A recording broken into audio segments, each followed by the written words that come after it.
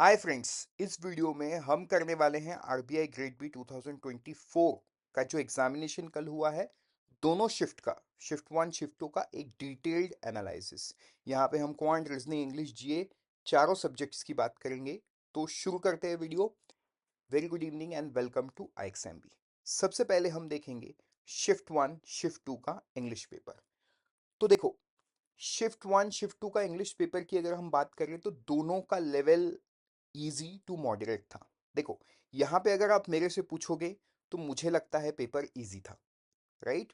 But क्योंकि बहुत सारे स्टूडेंट से हमने बात किया, तो कुछ स्टूडेंट का कहना है कि कुछ एरियाज टफ थे, कुछ एरियाज इजी थे। So you can conclude that the paper was easy to moderate, right. Moderate में भी इजियर साइड पे था ये। अब सेक्शन वाइज में अगर बात करूं तो आप देख सकते हो, सेक्शन वाइज ये शिफ्ट वन का है, ये शिफ्ट टू का है। ठीक है, आप देखो, एक बड़ा सा रीडिंग कॉम्प्रिहेंशन। तो ये एक टाइम टेकिंग था जहां पे रीडिंग कॉम्प्रिहेंशन में 10 से 11 सवाल थे। मतलब आपने जो टाइम इन्वेस्ट किया उसका एक अच्छा रिटर्न मिला है, क्योंकि 10 से 11 क्वेश्चन आप सॉल्व कर पाए हो। कुछ ना मॉरिशस ट्रेड रिलेशन के बारे में था, उन्होंने कुछ डील किया था यूएस के साथ, तो उसका एक डिटेल्ड पैराग्राफ दिया गया था शिफ्ट वन में, and that was followed by 10 to 11 questions, right. तो इजी था, डुएबल था, लेकिन टाइम टेकिंग था, राइट। तो यही एक चीज है जो टाइम टेकिंग था। दूसरा अगर मैं बात करूं, पैराजंबल शॉर्ट क्वेश्चन थे दो, सिंपल, राइट, इंडिविजुअल क्वेश्चन जैसे हम बोलते हैं। एरर डिटेक्शन के 5 क्वेश्चन थे, तो इसमें कुछ क्वेश्चन वर्ड्स के थे और कुछ स्टेटमेंट थे। स्टेटमेंट से आपको ना एरर ढूंढ के निकालना है ग्रामर्स के। तो उनको मैं बोलूंगा थोड़ा सा on the, you know it was not completely on the easier side, थोड़ा मॉडरेट लेवल का था वो। क्योंकि ग्रामर को डिटेक्ट करना है, आपको सारे रूल्स पता होना चाहिए। फिर इडियम्स एंड फ्रेजेस थे 3-4 क्वेश्चन, ये भी स्टेटमेंट बेस्ड थे, right. Ball in the saddle was one, ऐसा कुछ एक सवाल था। मतलब आपको, क्योंकि ये मेमोरी बेस्ड है, आपको एग्जैक्ट याद आएगा तो प्लीज आप कमेंट सेक्शन में लिख दीजिए। फिल इन द ब्लैंक्स था, तो ये थोड़ा सा टफ था। यहाँ पे भी कुछ वर्ड्स को आइडेंटिफाई करना था ग्रामर्स के कॉम्बिनेशन के साथ, whether the adverb is correct और नॉट, नाउन इज करेक्ट और नॉट। इस तरीके का कुछ सवाल आया था, जहाँ पे स्टूडेंट ने बताया कि ग्रामेटिकल नॉलेज स्ट्रांग होने से ही आप इन क्वेश्चंस को आंसर कर पाओगे। तो ऐसे 3 सवाल से 3 में से एक ही वैसा था, बाकी 2 was on the easier side. ठीक है, वर्ड स्वैपिंग के इजी लेवल के 3 से 4 क्वेश्चन थे जो कि डुएबल थे। Most of the students said it's doable. तो इस तरीके का इंग्लिश का एक एनालिसिस है। अगर मैं शिफ्ट टू की बात करूं इंग्लिश में, तो यहाँ पे भी आप देख सकते हो, इडियम्स एंड फ्रेजेस के 2-3 सवाल थे, एरर डिटेक्शन के 4-5 थे। मतलब एग्जैक्टली सिमिलर पैटर्न फॉलो किया गया है इंग्लिश में अक्रॉस द शिफ्ट, दोनों शिफ्ट में। पैराजंबल के 4 से 5, वोकैब बेस्ड क्वेश्चन के 2 थे, क्लोज टेस्ट फिलर के 5 क्वेश्चन थे, वर्ड यूसेज के 3, एंड सो ऑन। इस तरीके से ना यहाँ पे जो रीडिंग कॉम्प्रिहेंशन था, ये इतना लेंदी नहीं था जितना शिफ्ट वन में था। बट यहाँ पे साइंस एंड टेक के बारे में एक था, एंड 6 to 7 क्वेश्चंस थे उसमें। अब देखो, जब मैंने बोला कि ये लेंदी नहीं था, तो यहाँ पे सवाल भी कम था, तो जाहिर सी बात है आपको यहाँ समय भी कम लगा है, और उसका रिटर्न मतलब क्वेश्चंस भी उस बेसिस पे कम है। एक छोटा सा आरसी था, 4 सवाल थे इसमें, होमो सैपियंस के ऊपर में कुछ था। तो ये भी आप बोल सकते हो थोड़ा ना लिटरेचर साइड पे, या साइंस एंड टेक्स्ट साइड से ये था। ग्रामर्स के 4-5 क्वेश्चन थे, एंड इडियम्स एंड फ्रेसेस, अच्छा ये तो मैंने पहले ही बात कर लिया था, वन वर्ड सब्स्टिट्यूशन टाइप भी सवाल थे। तो देखो, इंग्लिश अक्रॉस द शिफ्ट जो सेंटिमेंट है वो ऑलमोस्ट बैलेंस था, ऑलमोस्ट बैलेंस। अब अगर एक एक पैरामीटर को आप देखोगे, तो ऐसा हो सकता है there would be a feeling कि शिफ्ट वन में चीजें थोड़ी लेंदी थी, बट ऐसा नहीं है। अगर यहाँ पे आरसी लेंदी है, तो यहाँ पे आरसी बैलेंस्ड है। ठीक है, 2 आरसी आया था तो वो बैलेंस हो गया। तो इस तरीके से अक्रॉस द शिफ्ट आया है। अब आपको यहाँ से कुछ भी याद है तो प्लीज आप कमेंट सेक्शन में लिखिए, so that it would help us to recreate the actual exam level questions.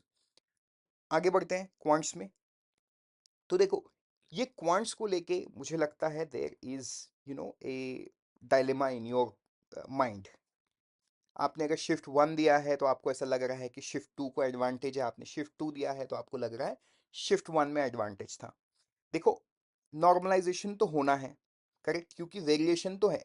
Variation quant में नहीं है, आप ऐसे समझो, क्वांट जो है शिफ्ट वन का, शिफ्ट वन का is on the tougher side. मतलब देखो, क्वांट तो by default RBI grade B में टफ होता है, ठीक है, यहाँ पे भी ये टफ है। लेकिन अगर मैं दोनों शिफ्ट की बात करूं तो शिफ्ट वन शिफ्ट टू से ज्यादा टफ है।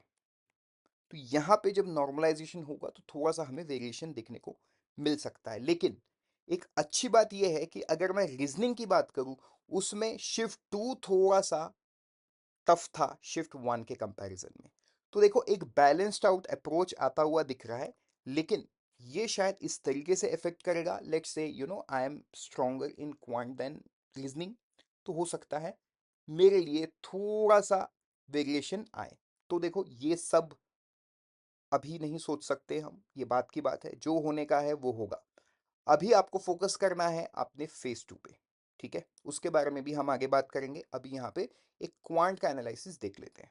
देखो, रॉन्ग नंबर सीरीज के 4-5 सवाल थे। अगेन, ये टफ थे, मतलब रॉन्ग नंबर सीरीज देख के आइडेंटिफाई हो जाए ऐसे वाले नहीं थे।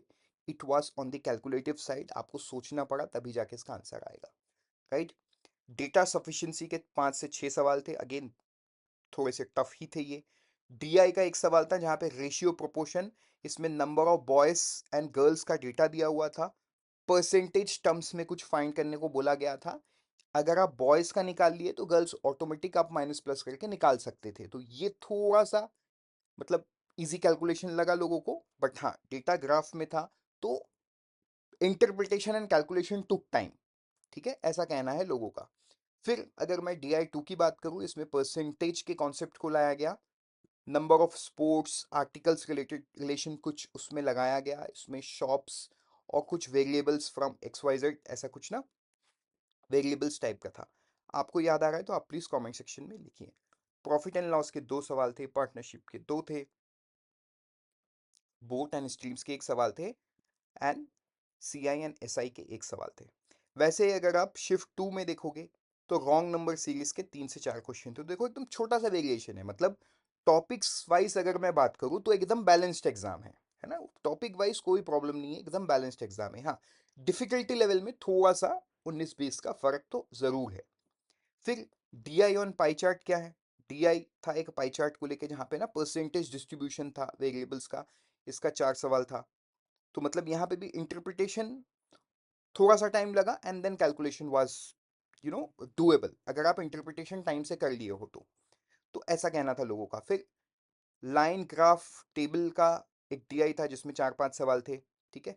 Profit and loss based missing DI था, एक टेबुलर फॉर्म में डेटा हुआ था, 5 सवाल इसके थे, है ना, इस तरीके से सवाल था। प्रोबेबिलिटी का था, डेटा सफिशिएंसी का था, अर्थमेटिक का था, है ना, एज बेस्ड था, मेंसुरेशन के 1 सवाल थे, है ना, मेंसुरेशन का 1 सवाल शिफ्ट टू में देखने को मिला था। तो देखो, ये हो गया आपका क्वांट का एनालिसिस। फिर मैं रीजनिंग में चलता हूँ दोनों शिफ्ट का। तो अगेन, ये शिफ्ट वन है, ये शिफ्ट टू है, ठीक है। अगर आप सिलोजिज्म की बात करोगे तो देखो, जो शिफ्ट वन में है, रिवर्स सिलोजिज्म आया जो थोड़े से डिफिकल्ट लेवल के थे, अच्छे खासे डिफिकल्ट लेवल का था। वेरस यहाँ पे डायरेक्ट सिलोजिज्म आया, तीन तीन क्वेश्चंस इसमें था, ठीक है। वैसे अगर आप पजल की बात करोगे, इसमें फ्लोर बेस्ड पजल आया शिफ्ट वन में, जिसमें नंबर ऑफ फ्लोर्स दिया था, पर्सन का नाम दिया हुआ था, एंड फ्रूट्स दे लाइक, कौन सा फ्रूट वो लाइक करते हैं। इसमें आई बिलीव 8 फ्लोर दिया हुआ था और 16 लोगों का नाम दिया हुआ था। Correct? Please correct me in the comment section अगर आपको एग्जैक्ट कुछ याद आ रहा है, भले नंबर्स में हो या फ्लोर्स में हो, तो प्लीज आप उसे करेक्ट कीजिए, ठीक है। फिर date of the year, birth year, इस बारे में पूछा गया। थर्ड वाला जो पजल था वो था ट्रायंगुलर पजल था कुछ, है ना, इस तरीके से ट्रायंगुलर दिया हुआ था, एंड इससे इंटरप्रेट करके आपको नंबर्स के बारे में कैलकुलेट करना था। तो ये भी थोड़ा सा कॉम्प्लेक्स था, ऐसा कंक्लूजन आप निकाल सकते हो। सिटिंग अरेंजमेंट था जहां पे अनसर्टेन नंबर्स के बारे में बात किया गया, मतलब कितने लोग एग्जैक्ट है स्ट्रेट लाइन पे ये बताया नहीं गया, and it make the things more complicated. आपको हर एक लाइन का इंटरप्रिटेशन सही होना चाहिए, नहीं तो चीजें थोड़ी कॉम्प्लेक्स होती जा रही थी। तो ये टाइम टेकिंग अच्छा खासा था। Machine input and output alpha numeric थोड़ा सा इजी लेवल का था एंड डुएबल था। डायरेक्शन, डिस्टेंस एंड डायरेक्शन, ये भी सवाल इजी था, लेकिन लोगों को कहना है कि ये जो है इमेज को क्रिएट करना वाज डिफिकल्ट, मतलब वो इतने सारे लेफ्ट राइट है ना डायरेक्शन वाइज डेटा दिया हुआ था, 1 किलोमीटर्स टाइप का कुछ था, तो थोड़ा सा वो लेंदी हो गया था, मतलब टाइम टेकिंग जरूर हुआ, बट इट वाज डूएबल। वैसे ही अल्फाबेट्स टेस्ट थे, 3 क्वेश्चन था, it was very very easy level. ठीक है, यहाँ पे फिर शिफ्ट 2 की बात करें, डेटा सफिशिएंसी का 3 क्वेश्चन था, 10 क्वेश्चन क्रिटिकल रीजनिंग के थे। ठीक है, सिलेक्शन बेस्ड पोस्ट डेजिग्नेशन, इसमें 3 डिपार्टमेंट, 5 पोजीशन और 9 पर्सन के बारे में बात किया गया। फिर इसमें भी फ्लोर पजल आया है, जहाँ पे 5 फ्लोर और 10 लोगों के बारे में बात किया गया। ठीक है, फिर 10 city, 2 parallel rose with variables, इस तरीके का कुछ पजल आया एक। फिर लीनियर सिटिंग अरेंजमेंट आया विद ब्लड रिलेशन। ठीक है, तो देखो ये सारा चीज इसको थोड़ा सा कॉम्प्लेक्स बना देता है शिफ्ट 2 का। इनपुट आउटपुट जो है शिफ्टिंग प्लस ऑपरेशन बेस्ड आया, इनइक्वालिटी के 4-5 सवाल आए। तो फाइनल कंक्लूजन यही निकल के आ रहा है कि जो रीजनिंग है आपके शिफ्ट 2 में, वो थोड़ा सा moderately at the higher level है in comparison to the shift 1। ठीक है, लेकिन एक देखो फिर से मैं आपको बताऊं, एक बैलेंस्ड आउट अप्रोच है, मतलब क्वांट उल्टा है, यहाँ पे रीजनिंग उल्टा है, करेक्ट। तो वाइस वर्सा ये एक बैलेंस मेंटेन करके चल रहा है। ठीक, अब मैं आगे बढ़ता हूँ जीए एनालिसिस में। तो देखो जीए एनालिसिस इतने सारे क्वेश्चन है, हम इसको पीडीएफ के फॉर्म में देखते हैं। सो इसमें हम अभी ना जीए के बारे में देखते हैं। तो देखो ये पीडीएफ को आप डाउनलोड कर लेना, इसमें शिफ्ट 1 शिफ्ट 2 का सारा क्यूआरए का जो डिटेल है वो भी है, जो मैंने आपको पीपीटी में दिखाया। तो चलो अब जीए के क्वेश्चंस को देखते हैं, मेमोरी बेस्ड शिफ्ट 1। तो सबसे पहले हम देखेंगे ना, जो सवाल पूछा गया था, which of the following event Spanish tennis player Carlos Alcaraz has not won. आपको ध्यान होगा कि ये टेनिस प्लेयर के बारे में सवाल आईबीपीएस के बहुत सारे एग्जामिनेशन में आया है, राइट। इवन हमने लाइव क्लास में भी कई बार कवर किया है। तो इसका जो आंसर है ये है ऑस्ट्रेलियन ओपन। ठीक है, वैसे ही सेबी के बारे में सवाल पूछा गया, सेबी ने जो अभी बेसिक सर्विस डीमैट अकाउंट में चेंजेस किया है उसके बारे में सवाल आया, the answer is 10 lakh rupees, right. फिर डिजिटल पेमेंट इंडेक्स डीपीआई, इसमें ये पूछा गया कि सबसे हाईएस्ट वेटेज कौन से पैरामीटर को है, करेक्ट। तो सबसे हाईएस्ट वेटेज किस में है, पेमेंट परफॉर्मेंस, जिसका 45% का वेटेज है। वैसे ही एफटीए, सॉरी ठीक है, यहाँ पे एफटीए होगा, इंडिया ने हाल ही में किसके साथ एफटीए साइन नहीं किया है। तो जितने सारे कंट्रीज़ के नाम दिए हुए थे सारे के साथ इंडिया ने किया था एक्सेप्ट ब्राज़ील। ब्राज़ील के साथ कोई हमारा फ्री ट्रेड एग्रीमेंट नहीं है। वैसे ही आगे बढ़ेंगे, मिनिमम जो बल्क डिपॉजिट है लोकल एरिया बैंक का वो क्या है, आपको पता होगा, आरबीआई सर्कुलर्स में हमने कवर किया है, लाइव क्लास में हमने कवर किया है। तो जुलाई के मंथ में आरबीआई ने ये अपडेट किया था बल्क डिपॉजिट, राइट। अगर आप मॉनेटरी पॉलिसी को भी फॉलो किए थे तो भी आपको ये पता होना चाहिए, क्योंकि ये statement and development of regulatory policies में भी आरबीआई के गवर्नर ने बताया था, राइट। तो ये जो बल्क डिपॉजिट है ये 1 करोड़ का है। वैसे ही एक पुराना सवाल आ गया था, देखो ओलंपिक्स तो हाल ही में कंक्लूड हुआ, राइट।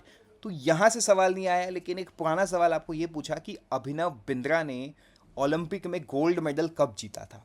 तो ये बीजिंग ओलंपिक 2008 में जीता था, करेक्ट। तो ये मैं बोल सकता हूँ कि ये थोड़ा सा नहीं, ये कई साल पुराना न्यूज़ है। बट हाँ, अभिनव बिंद्रा आज के दिन में एक पॉपुलर स्पोर्ट्स पर्सन भी है। तो मे बी अगर आप स्पोर्ट्स फॉलो करते हैं तो आपको पता था। ठीक है, फिर आगे बढ़ते हैं। Recent guidelines by the RBI for housing finance company, maximum deposit duration कितना है, 60। तो ये अगस्त के मंथ में था, अगस्त के मंथ में, राइट। तो इस तरीके से आप देखो कि आरबीआई के एक्शंस के ऊपर में कई सारे सवाल बने हैं। वैसे ही मार्क रुट के बारे में पूछा गया, जो करंट नेटो चीफ है, इन्होंने किस कंट्री का पीएम सर्व किया है, तो नीदरलैंड्स का ये पीएम थे। फिर AI powered health insurance product elevate के बारे में पूछा गया है, जो उसका आंसर है आईसीआईसीआई लॉम्बार्ड। तो देखो ये सारा मेमोरी बेस्ड है, ठीक है। आपको किसी में भी करेक्शन करना है तो प्लीज़ आप कमेंट सेक्शन में लिखो, ताकि हम इसे करेक्ट कर पाए एंड हम करेक्ट कर देंगे, राइट।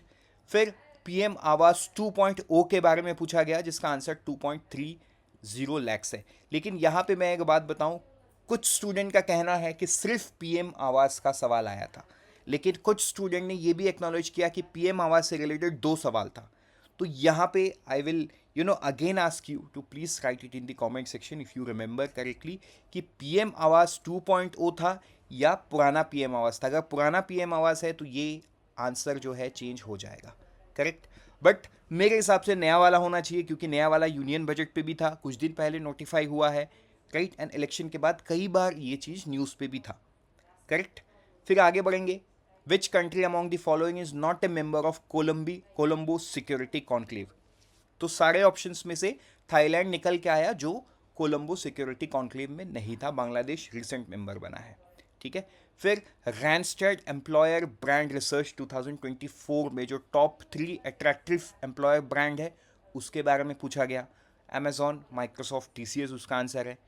फिर एनबीएफसी के जो एसेट साइज है, आरबीआई के इंटरनल ओम्बड्समैन स्कीम में आरबीआई ने कुछ दिन पहले चेंज किया था। अगेन आरबीआई सर्कुलर से रिलेटेड सवाल है, इसमें एक एसेट साइज के बारे में पूछा गया जिसका आंसर है 5,000 करोड़, ठीक है। तो यहां पे देखो क्वेश्चन नंबर 14 में ना एक स्कीम दिया गया था, मतलब सवाल ये था कि इसमें से कौन सा स्कीम एनपीएस को कम करने के लिए नहीं है, ठीक है। तो स्कीम का नाम दिया, जैसे DRT year, SARFAESI year, NFRA year, इस तरीके से सवाल था, आईबीसी ईयर। आपको ऑप्शन चूज करना था कौन सा इनकरेक्ट है, ठीक है। तो यहाँ पे मतलब मोस्टली मुझे जहाँ तक पता चला आंसर सरफेसी था, क्योंकि सरफेसी के अगेंस्ट में जो ईयर लिखा हुआ था वो गलत था। अब वो एग्जैक्टली क्या है ये आपको याद होगा तो आप कमेंट सेक्शन में लिख दो, ठीक है। क्वेश्चन नंबर 15 की मैं बात करूँ तो 15 में क्या था, 15 में था under which schedule of the Indian constitution where 2 MLAs from Jharkhand state assembly disqualified under the anti defection law recently, ठीक है। आपको पता है पॉलिटिशियंस रिजीम चेंज होने के बाद कई बार ये पार्टी से वो पार्टी जंप करते हैं, तो एक एंटी डिफेक्शन लॉ ट्रिगर होता है, तो उसके शेड्यूल के बारे में पूछा गया, ठीक है। आंसर इसका शेड्यूल 10 होगा। तो ये सारे हमारे ईएसआई नोट्स में इंडियन पॉलिटिकल सिस्टम में कवर्ड है। फिर बॉन्ड के बारे में पूछा गया, राइट। ये तो हमने एक्सटेंसिवली लाइव क्लास में डिस्कस किया था कि JP Morgan emerging market index में गवर्नमेंट ऑफ इंडिया का सोवरेन बॉन्ड को इंक्लूड हुआ है। तो यहाँ पे पूछा गया था जो होल्डिंग्स है वो आने वाले दिनों में 2025 तक कितना बढ़ सकता है, तो ये डेटा बीच में आया था, आंसर 3.4 है, करेक्ट। सोवरेन गोल्ड बॉन्ड के बारे में पूछा गया था, ये बड़ा ही इजी, और हमारे आरबीआई सर्कुलर के किसी भी मंथ के सर्कुलर को उठा के देख लो, सोवरेन गोल्ड बॉन्ड का डेटा ज़रूर होता है सबसे लास्ट में, एंड वहाँ पे डेफिनेशन में ही दिया हुआ है 8 साल 5 साल के डिफरेंस के बारे में। तो इसका ये बहुत ईजी सवाल था, 5 years वॉज द आंसर, ठीक है। फिर देखो एक सवाल ना ये करेंसी एंड फाइनेंस के ऊपर में था, RBI report on currency and finance, लेकिन एग्जैक्टली किस पैरामीटर के बारे में पूछा उन्होंने ये मैप नहीं हो पा रहा है। आपको याद है तो प्लीज़ आप कमेंट पे लिखो। आगे बढ़ेंगे। फिर यहाँ पे ब्लैक मनी एक्ट के बारे में पूछा गया, यूनियन बजट में जो प्रपोज चेंज किया गया है उसके बारे में सवाल आया था, आंसर है 20 लाख। नेक्स्ट क्वेश्चन है एनपीएस हम 3 साल के बाद से कितना विड्रॉ कर सकते हैं, ये सवाल पूछा गया था। फिर public examination prevention of unfair mean act 2024, इसमें मैक्सिमम फाइन के बारे में पूछा गया। तो देखो यहाँ पे मैं आपको ना एक चीज़ क्लैरिफाई करूँ तो इसमें दो चीज़ है क्वेश्चन नंबर 21 में। एक तो ये है कि सवाल ये हुआ होगा कि जो अनफेयर मीन्स के लिए पकड़ा जाए उसके ऊपर कितना पेनल्टी है। दूसरा ये हो सकता है कि जो इंस्टीट्यूशन एग्ज़ाम कंडक्ट करवा रही है, मतलब जो जहाँ पे एग्ज़ाम हो रहा है, अगर वो कुछ एक्टिविटी करते हैं गलत तो उनके ऊपर में कितना पेनल्टी आएगा, करेक्ट। तो दो तरीके का चीज़ निकल के आता है, बिकॉज स्टूडेंट्स को याद नहीं है। तो आपको अगर थोड़ा सा भी याद है कि ये सवाल किस तरीके का था, but few of the students said 1 crore, तो 1 करोड़ का मतलब ये है कि इंस्टीट्यूशनल पेनल्टी। तो अगर 1 करोड़ आंसर है तो इंस्टीट्यूशनल पेनल्टी है, लेकिन अगर ये स्टूडेंट के बारे में पूछा गया तो फिर इसका आंसर बदल जाएगा, राइट। क्वेश्चन नंबर 22 के बारे में बात करें तो यहाँ पे पूछा गया था कि कौन सा गाइडलाइंस, मतलब अभी देखो ऑन टैप लाइसेंसिंग में कुछ दिन पहले आरबीआई ने बताया कि हम स्मॉल फाइनेंस बैंक जो एलिजिबल हैं उनको कमर्शियल बैंकिंग लाइसेंस देंगे, लेकिन आरबीआई ने कुछ कंडीशन रखा, जैसे एसेट साइज 1000 करोड़ से ज़्यादा होना चाहिए, लास्ट 3 साल प्रॉफिटेबल होना चाहिए, एनपीए इस लेवल पे होना चाहिए एंड सो ऑन। तो इस तरीके का टोटल 5 स्टेटमेंट था, 5 में से एक इनकरेक्ट था। आपको आइडेंटिफाई करना था कि कौन सा स्टेटमेंट गलत है। ठीक है, तो ये था 22 नंबर क्वेश्चन। अगर आपको स्टेटमेंट याद है तो प्लीज़ आप बता दो, या पैरामीटर मतलब कुछ भी एक कीवर्ड याद है तो आप मुझे कमेंट पे बता दो, so that we would be able to figure it out कि एग्जैक्ट सवाल क्या था। क्वेश्चन नंबर 23 की बात करें तो इसमें इंटरनेशनल मैथमेटिकल ओलंपियाड के बारे में पूछा गया। टॉप 3 कंट्री 2024 के कौन है? US, China and south Korea. Union budget में जो नया थ्रेशोल्ड है ट्रेड्स का, उसके बारे में पूछा गया, वो है 250 करोड़। राइट।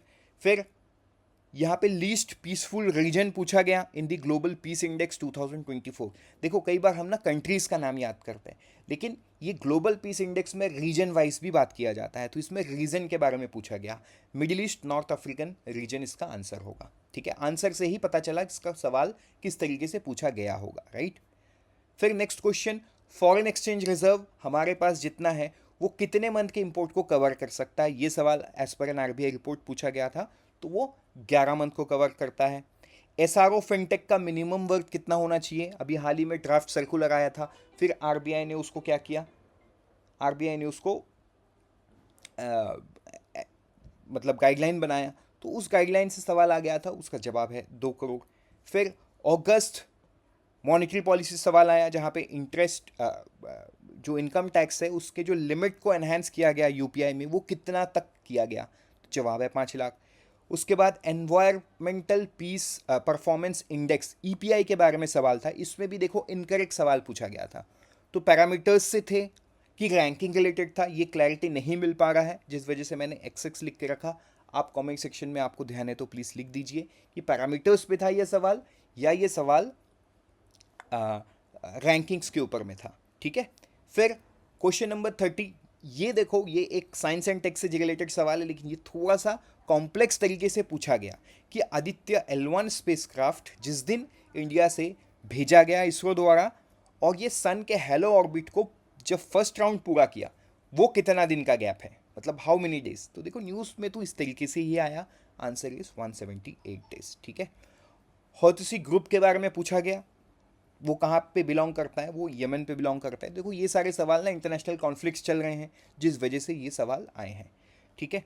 फिर largest consumer of coal as per the international energy agencies, ये सवाल पूछा गया, लेकिन अगेन इस सवाल में भी ना थोड़ा सा ये है कि कुछ बच्चे बोल रहे हैं कि लार्जेस्ट एंड सेकेंड लार्जेस्ट पूछा गया, कुछ बच्चे बोल रहे हैं कि नहीं सर सिर्फ इस पर सेकेंड लार्जेस्ट था।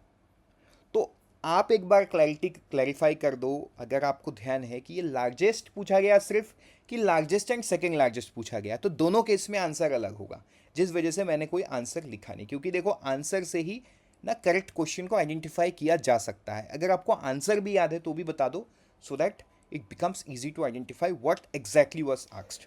ठीक है। अगर मैं 33 की बात करूँ, इसमें एसडीजी इंडिया इंडेक्स के बारे में पूछा गया था कि कितने से कितना बड़ा, और 57 कब था। ठीक, तो ये यहाँ पे ना ब्लैंक था, यहाँ पे 2018 लिखा हुआ है बट यहाँ पे ब्लैंक था। राइट। 34 की बात करूँ, which of the following parameters has been increased as per the latest ASUES, इसमें डिफरेंट पैरामीटर्स दिया गया था, कौन सा पैरामीटर्स इंक्रीज हुआ? करेक्ट। तो अगेन इसमें भी मुझे आपको हेल्प चाहिए कि इसका एग्जैक्ट आंसर क्या था, बेसिस ऑन दैट ये समझ में आएगा। ठीक है। फिर पूछा गया कि डिपॉजिटर्स एजुकेशन अवेयरनेस फंड, इसको लेके अभी जो इंटरिम बजट जब आया था उस समय भी बहुत सारी चीज़ डिस्कशन में थी। फिर आरबीआई सेबी ने अपने रूल्स को भी चेंज किया कि भैया 10 साल तक अकाउंट में पैसा जमा है तो वो फिर उठ के कहाँ चले जाएगा? Depositors education awareness fund. तो ये यही हो गया है ना, आंसर क्या है? 10 साल। ठीक है। Department of supervision by the RBI, तो ये सवाल क्लैरिटी नहीं मिल रहा है। कुछ बच्चों का कहना है कि डिपार्टमेंट ऑफ सुपरविजन को लेके कुछ सवाल पूछा गया, कुछ बच्चों का कहना है कि नहीं डिपार्टमेंट ऑफ सुपरविजन था ही नहीं, कुछ और आरबीआई के एक्शंस, आरबीआई के डिपार्टमेंट रिलेटेड सवाल था। एग्जैक्टली क्या था, इसमें भी आपका हेल्प चाहिए मुझे, आप कमेंट पे लिखो। देन 37 की बात करूँ, इसमें पूछा गया जो BBNJ ट्रीटी है, एग्रीमेंट, जिसको कुछ दिन पहले यूनियन कैबिनेट ने गो अहेड दिया था, राइट, उसको उसका अलग नाम क्या है? उसका अलग नाम है हाई सीज ट्रीटी। आप अगर पीआईबी अच्छे से पढ़ते हो, हमारा पीआईबी में ये कवर्ड है, हमने एकदम से लिखा है कि it is also known as high sea treaty. Even official PIB में भी वो बड़ा बड़ा करके लिखा हुआ है कि it is also known as high sea treaty. फिर container port performance index CPPI के बारे में पूछा गया था, टॉप 100 में कितने सारे इंडियन पोर्ट हैं, तो 9 इंडियन पोर्ट है, ठीक है। Budgetary allocation of PM A Y 2.0, तो देखो यहाँ पे, और जो पहले मैंने पीएम ए वाई के बारे में बात किया, तो दोनों दो सवाल थे, ये कंफर्म्ड है। अब किसमें 2.0 के बारे में पूछा और किसमें पुराने वाले के लिए पूछा, ये थोड़ा सा कंफ्यूजिंग है, राइट। तो आपको ध्यान है तो आप कमेंट पे लिखिए, बट मोस्ट लाइकली ये सवाल इसी तरीके से पूछा गया था, क्योंकि अगर यूनियन बजट से सवाल आया है पीएम वाई ए वाई 2.0 का, तो यही सवाल हुआ होगा, ठीक है। फिर what are the name of the two houses of United Kingdom parliament, तो देखो यूनाइटेड किंगडम में हाल ही में इलेक्शन हुआ, तो थोड़ा सा इंटरनेशनल से सवाल भी आया, क्योंकि हमने येमेन का भी देखा, इसमें भी है, ठीक है। इसमें अलग अलग ऑप्शंस थे, House of Lords, House of Kings, House of Commons, House of Queens, House of Commonwealth, ऐसा कुछ कुछ तो भी था। तो इसका जवाब होगा House of Lords and House of Commons, ये है दो इनके हाउस का नाम। फिर which scientific phenomenon is responsible for south west monsoon, right. अब एग्जैक्टली देखो, El Nino and La Nina, इससे सवाल हर साल कुछ ना कुछ आता है। इसका आप मुझे आंसर बताइए, तभी इसके क्वेश्चन को फ्रेम कर पाएंगे, वेदर द आंसर वाज ला नीना और अल नीनो, क्योंकि आंसर से ही क्वेश्चन का आइडेंटिफिकेशन बेटर तरीके से होगा कि एग्जैक्टली क्या पूछा गया, ठीक है। करंट शेरपा ऑफ G20 से पूछा गया। उसके बाद पीयूष गुप्ता जो 2025 मार्च में स्टेप डाउन करेंगे एज ए सीईओ, वो किस बैंक से एसोसिएटेड है, ये सवाल पूछा गया, डीबीएस बैंक। फिर एक सवाल आया कि जो कंपनी हाल ही में, मतलब यूनिकॉर्न बनने के रास्ते में, बहुत जल्द यूनिकॉर्न बन जाएगी, मतलब 1 बिलियन का वैल्यूएशन का अचीव कर लेगी, तो उसको क्या बोला जाता है, उसको बोला जाता है सूनिकॉर्न, ठीक है। तो इसका जवाब क्या है, सूनिकॉर्न। फिर एक सवाल आया था कि इनमें से कौन सा ए आई एफ आई नहीं है, most likely the answer was NFRA, लेकिन इसमें भी थोड़ा सा डायलेमा है, कंफ्यूजन है, आपको याद है आंसर तो आप बता सकते हैं, ठीक है। फिर RBI guideline on the priority sector lending, which of the following is not covered, 5 options थे, देखो अगेन ये स्टेटमेंट बेस्ड नहीं था, 5 ऑप्शंस थे, उसमें से आपको इनकरेक्ट वन ढूंढना था, ठीक है। फिर newly increase gratuity limit as per the latest amendment पूछा गया था।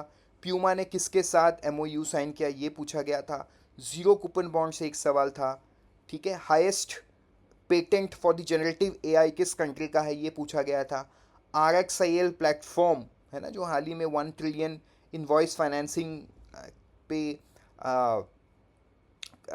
अचीव किए हैं, वो उसके बारे में पूछा गया था कि कौन से प्लेटफॉर्म में, तो जवाब इसका होगा ट्रेड्स, ठीक है। नेशनल मोनेटाइजेशन पाइपलाइन में सबसे टॉप अचीवर पे कौन सा मिनिस्ट्री है, वो है मॉर्थ।